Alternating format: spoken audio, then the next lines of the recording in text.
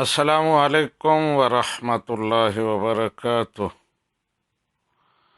Sharjah سے آفتاب صاحب پوچھتے ہیں کہ نماز پڑھتے ہوئے سورہ فاتحہ سے پہلے بسم اللہ پڑھنا اور سورہ فاتحہ کے بعد جو صورت ملائی جاتی ہے اس سے پہلے بسم اللہ پڑھنا، اس کا کیا حکم ہے؟ جی آفتاب صاحب، سورہ فاتحہ سے پہلے ہر رکعت میں بسم اللہ الرحمن الرحیم پڑھنا یہ سنت ہے، تو اس کا اہتمام کرنا چاہیے۔